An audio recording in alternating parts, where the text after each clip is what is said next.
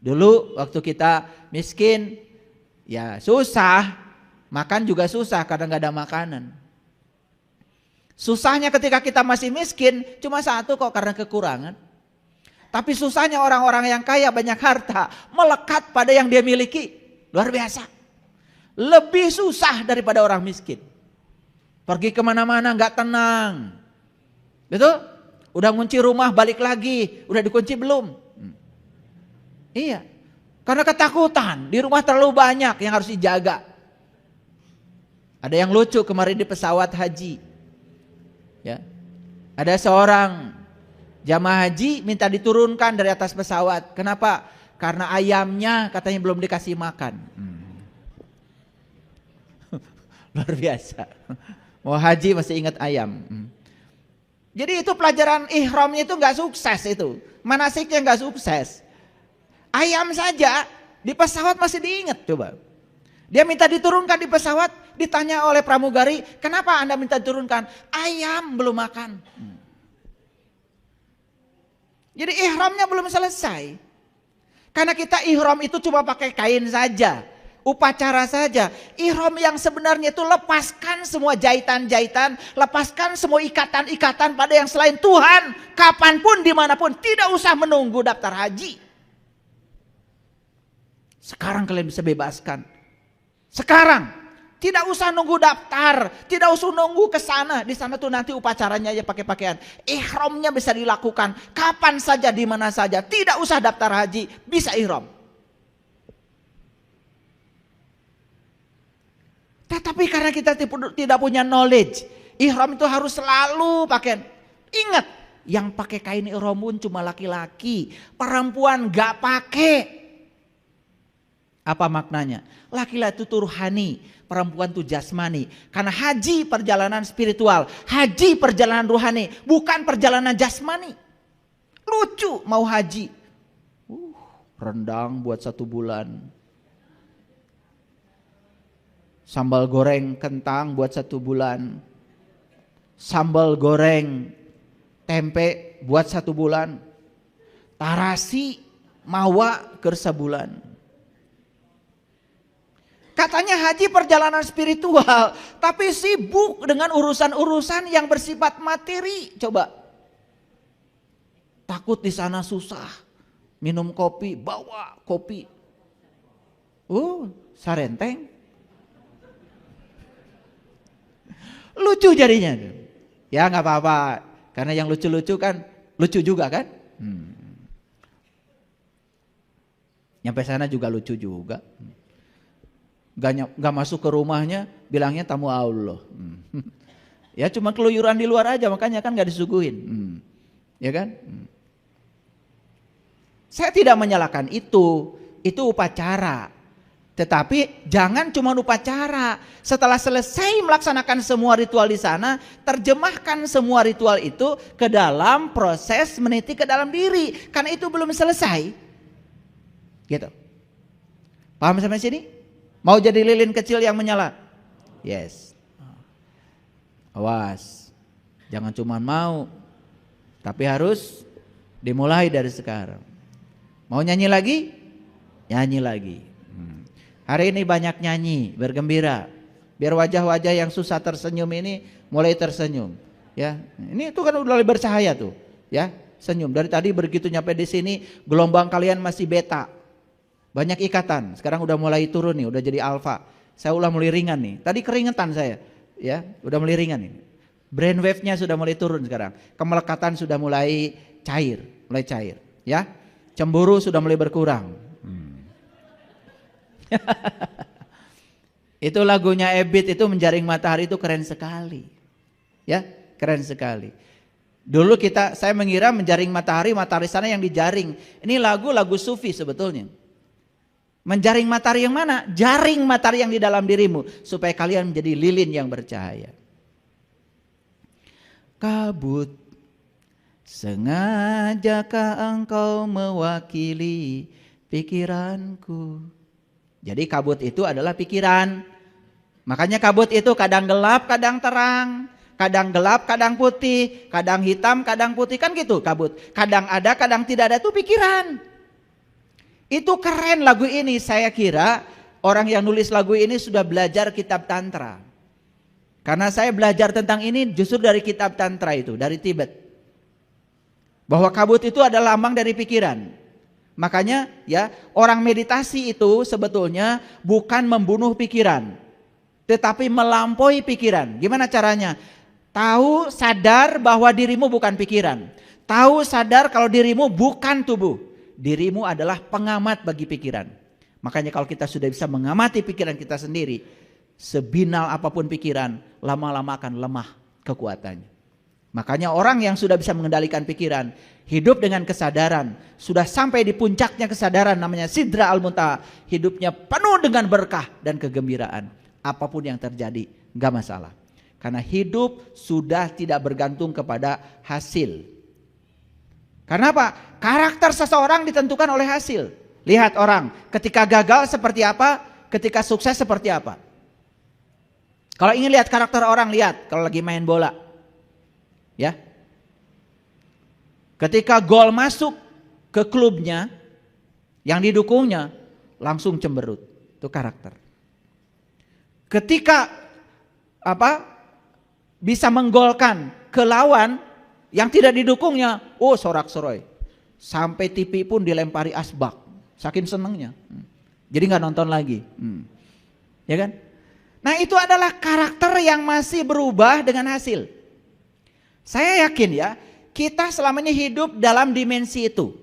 Karakter kita sangat mudah berubah dengan yang diinginkan, dengan yang tidak diinginkan. Orang yang sudah stabil karakternya itu sudah jadi langit biru. Langit biru itulah kesadaran. Langit biru itulah diri pribadi kita. Kabut bukan diri kita. Ada dan tiada. Datang dan pergi. Hitam dan putih. Makanya jadilah pengamat bagi kabut. Jangan jadi kabut. Kita akan terbawa arus kalau jadi kabut. Makanya lagu ini keren sekali. Ya, kabut, sengajakah engkau mewakili pikiranku? Pekat hitam berarak menyelimuti matahari. Jadi matahari kita ini sekarang posisinya sedang diselimuti oleh kabut hitam ciptaan kita sendiri. Makanya itu yang membuat kita tidak bersinar. Karena lilin kecil ini sudah kecil, cahayanya terselimuti oleh kabut. Jadi sekitar kita tidak merasakan kehadiran kita. Aku dan semua yang ada di sekelilingku merangkak menggapai dalam kelam. Sama persis seperti lagu tadi. Merangkak itu berarti tidak pakai sayap. Merangkak itu pasti dalam kegelapan, lelah. Mendung, benarkah pertanda akan segera turun hujan deras, agar semua basah yang ada di muka bumi. Siramilah juga jiwa kami semua yang tengah dirundung kegalauan. Jadi jiwanya itu kering, tidak basah, tidak ada siramannya. Tahu jiwa itu apa? Jiwa itu cahaya. Dan siraman jiwa juga cuma satu, cahaya. Ceramah seperti ini tidak menyirami jiwa. Ceramah saya ini hanya membangkitkan pikiran kalian supaya sadar bahwa jiwamu yang terbuat dari cahaya itu perlu makan hari ini, perlu nutrisi, dan selama ini kita abaikan. Maka jiwa itu disebut yatim. Yatim itu yang tak beribu, yang tak berbapak. Manusia tidak ada yang nggak punya ibu, nggak punya bapak, nggak ada. Jadi yatim dalam pengertian fisik itu sebetulnya tidak ada. Yatim itu yang ada adalah spiritual. Karena yatim itu yang tak beribu, yang tak berbapak. Berarti datangnya ke semesta tidak dilahirkan. Maka jiwa tidak dilahirkan, tapi jiwa ditiupkan. Makanya mentelantarkan yatim sebetulnya mentelantarkan jiwa kita sendiri. Coba kalian sholat. Ketika sholat, sibuk saja dengan gerakan-gerakan sholat, sibuk dengan bacaan sholat. Sementara jiwamu merana, sama sekali tidak dikasih nutrisi ketika sholat. Maka lihat, Quran tentang yatim, ayat tentang yatim, Kan ada yang di Quran surat Al-Maun. Waktu cerita sholatnya yang tidak khusyuk. Betul? Coba. Ara'aital ladzi yukadzibu biddin fazalikal ladzi yad'ul yatim wala yakhuddu ala ta'amil miskin fawailul limusallin. Jadi orang itu disebut celaka sholatnya ketika dia mentelantarkan yatimnya. Itu ada kaitan, yatim dengan sholat itu ada kaitan. Kalau kalian sholat tidak memberdayakan jiwamu, itu sholatnya mentelantarkan yatim. Itulah yang disebut dengan pendusta agama. Makanya pendusta agama itu orang yang sholat, tetapi sholatnya itu hanya sibuk urusan materi, urusan fisik, urusan bacaan. Tetapi dia tidak tahu esensi sholat. Jiwanya tidak bisa mengingat Allah dan Rasulnya. Belum kenal, belum bersahadat secara sejati ke sana. Hebat ya Quran. Coba. Ara'aital ladzi yukadzibu biddin, celakalah pendusta agama. Fazalikal ladzi yad'ul yatim, mereka yang telah mentelantarkan yatim. Yatim itu adalah jiwanya sendiri. Wala yakhuddu ala ta'amil miskin, ya. Miskin, maka dia tidak akan pernah menjadi miskin. Miskin itu artinya orang yang tenang tentram, dari kata sakana yaskunu miskinan. Maka Nabi Muhammad kan berdoa, ya Allah, hidupkan aku dalam keadaan miskin. Kan gitu. Hidupkan aku bersama orang-orang miskin dan matikan aku dalam keadaan miskin. Hati-hati, miskin bahasa Arab beda dengan miskin bahasa Indonesia. Miskin dalam bahasa Arab artinya tenang, tentram, damai. Itu dari kata sakana yaskunu miskinan. Sukun itu artinya sudah mati, tidak bereaksi. Kalian kan masih tersinggungan, marahan. Belum miskin itu namanya. Jadi miskin dalam pengertian spiritual itu bukan kere, bukan gak punya apa-apa, tapi tenang, tentram, damai itu. Makanya Rasulullah minta dihidupkan bersama orang miskin, orang yang tenang, tentram, damai, itu maksudnya. Wah, dan Rasulullah juga mengajarkan kita jangan kaya-kaya, miskin aja. Lah, mau ngaji aja sama saya gak punya ongkos. Ya, lanjut. Makanya fawailul lil musallin, celaka orang yang sholat. Apa? Alladzina hum an sholatihim sahun. Sholatnya itu adalah sahun. Sahun itu lupa pada jiwanya sendiri. Hanya sibuk ngurusi yang lain-lain. Gitu. Coba sadari kata-kata saya ya, biar tambah pinter.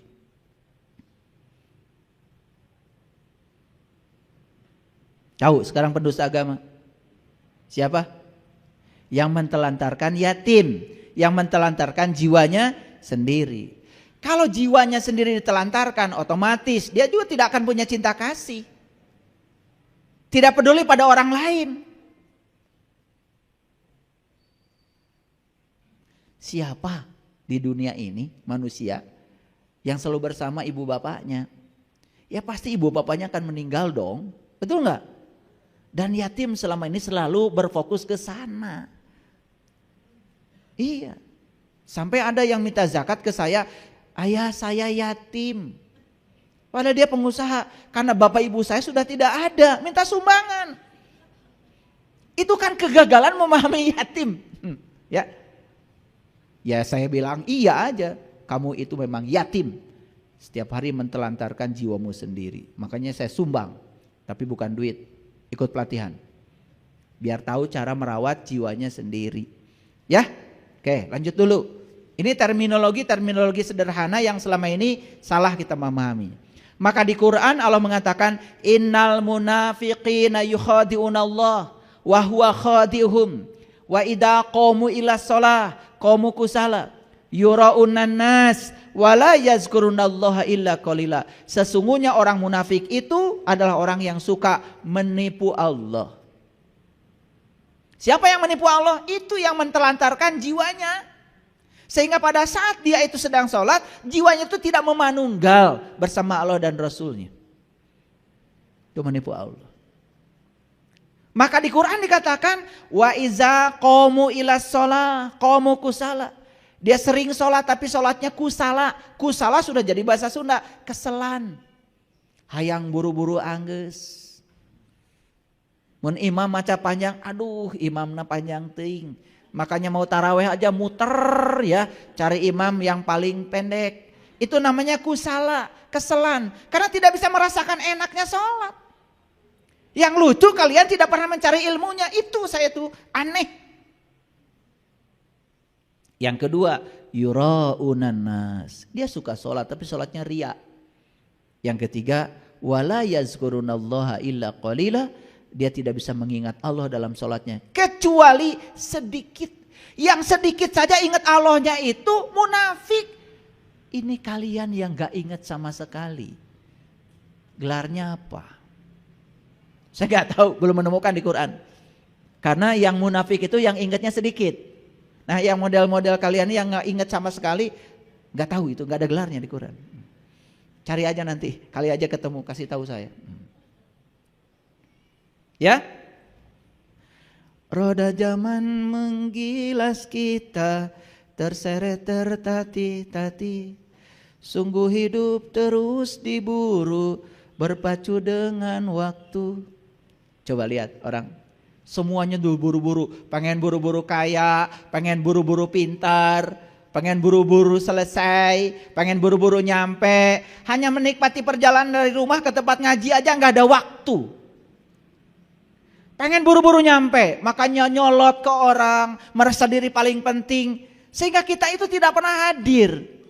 Coba kalau mau nyetir itu duduk dulu, sadari nafas, terima kasih ya Allah, tanganku masih bisa pegang setir, rasakan sensasi setir itu ke tangan, hadir di situ, nikmati. Tadi pagi saya kirim, karena lagi nyiram pohon anggrek itu. Saya dikasih pohon anggrek dulu 2 tahun yang lalu sama Kang Nobi. 2 tahun yang lalu sudah berbunga tuh. Saya menunggu 2 tahun tuh pohon anggrek. Saya siram tiap hari.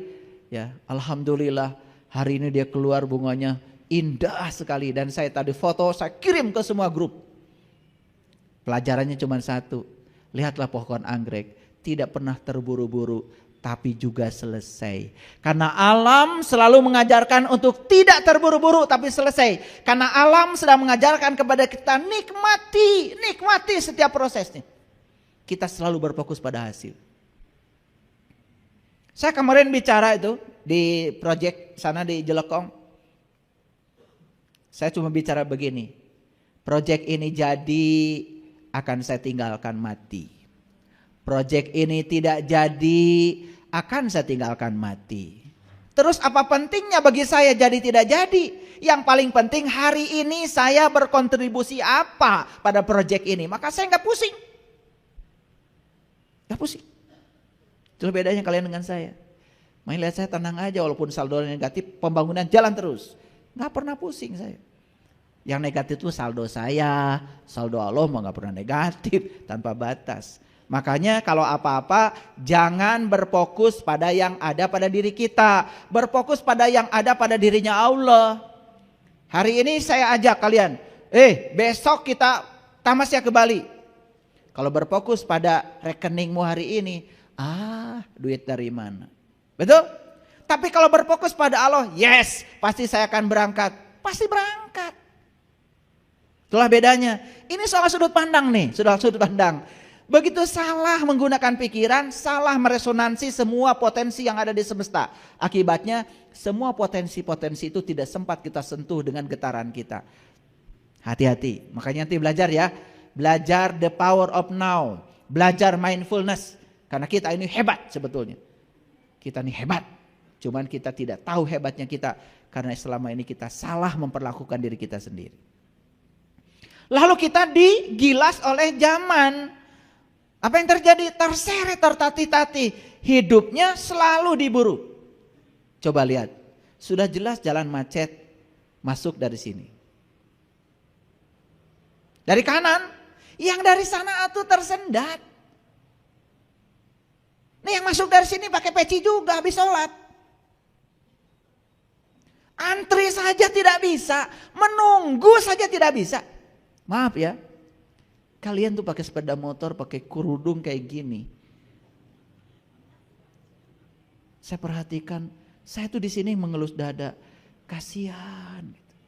Ya ini pakai kerudung, seruduk sini.